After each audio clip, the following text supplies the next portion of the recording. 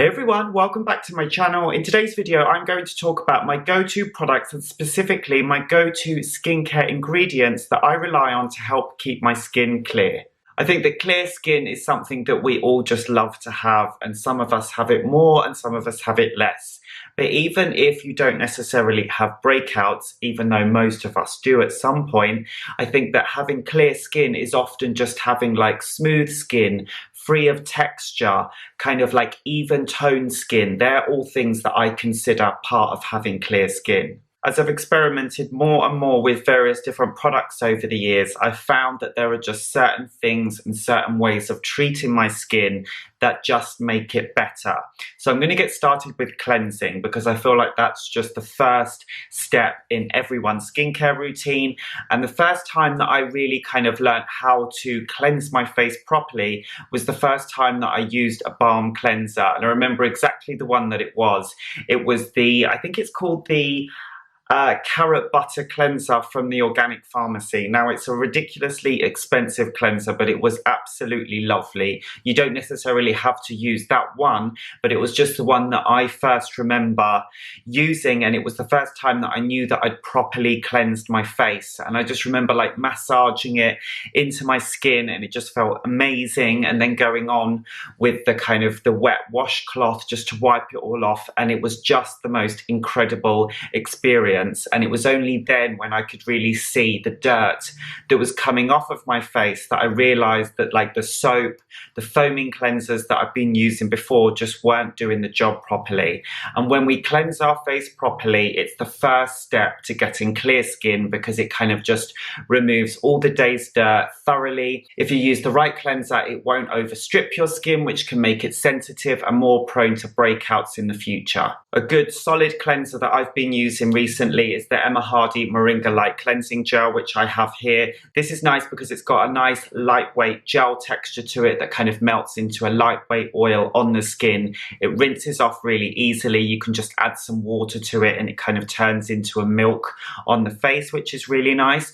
And then you can just rinse it off and you don't necessarily even have to go over with a washcloth because it's light enough that it's just going to leave some lightweight moisture on the skin without anything too heavy. But it doesn't have to be this specific cleanser. I just feel like you need something that is going to thoroughly remove the day's dirt and make up an SPF. It's usually at this time of year that my skin tends to flare up as we're coming out of summer and going into autumn, but it's also coming out of winter and going into spring that my skin tends to flare up as well. And what that usually means is I just end up with kind of breakouts.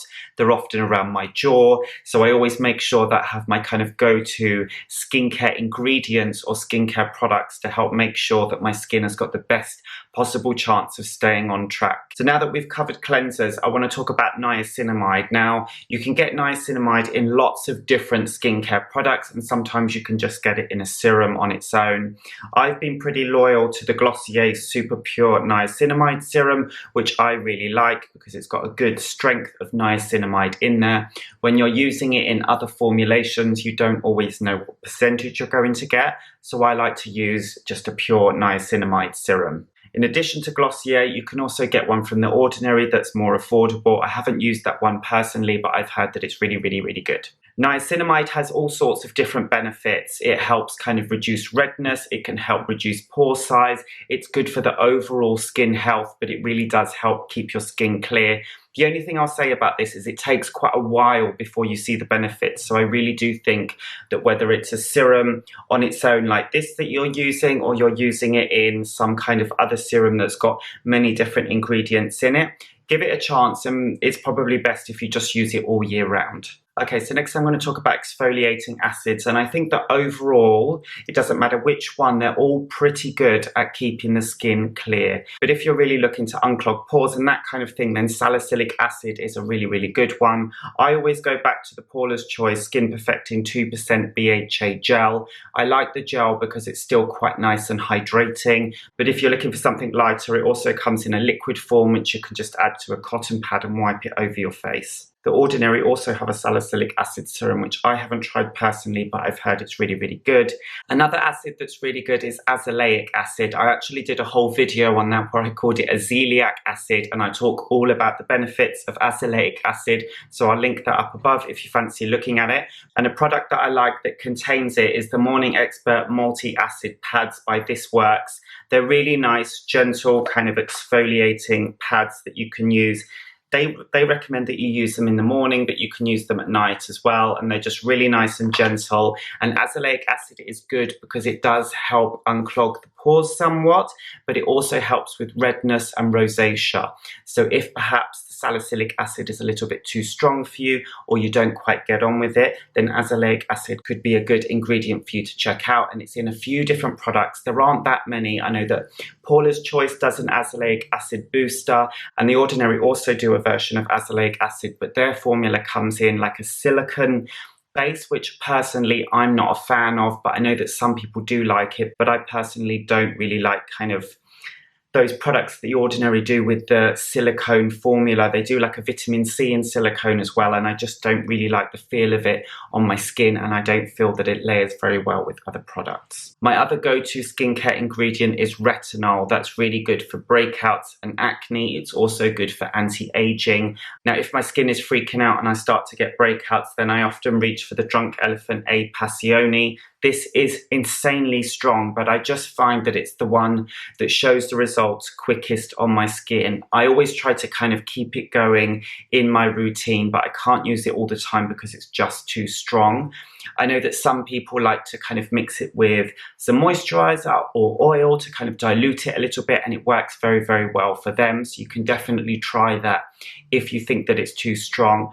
I personally prefer to just apply a little bit on its own. Sometimes I buffer something by kind of applying some toner or a little bit of moisturizer underneath so it's not too strong, but I just try not to use it too often. But if I am getting any types of breakouts on my skin, then I find that if I start using this again, then it just helps clear it up much quicker. Now, the use of a daily sunscreen is just essential to kind of healthy skin. It's one of the things that I tell everyone that they need to look out for if they're just interested in keeping their skin healthy. Lots of people say to me, oh, should I try this acid or should I try that retinol and things like that? And I say, if you're not using SPF, don't even bother with any of those ingredients, because without an SPF, you're just wasting your time. If you want to look after your skin, if you're interested in keeping it looking young and healthy, then the main thing that you need to do is use an SPF every single day. But finding the right one can be really, really difficult because a lot of them can cause skin to break out.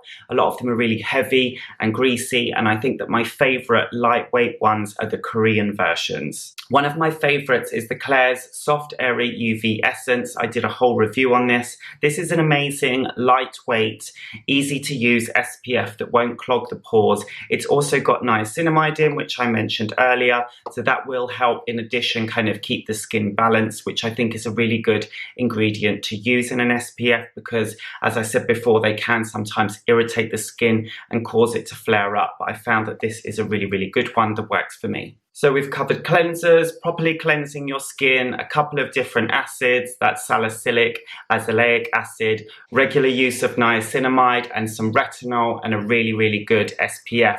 They're my kind of go-to products and skincare ingredients for helping keep my skin clear. I would love to know what products you use and that work for you to help keep your skin clear. Let me know in the comments below, and also if you've got any questions, you can also let me know and I will do my best to help you out. If you're not subscribed already, please do. Don't forget to give this video a thumbs up, and I will see you in the next one.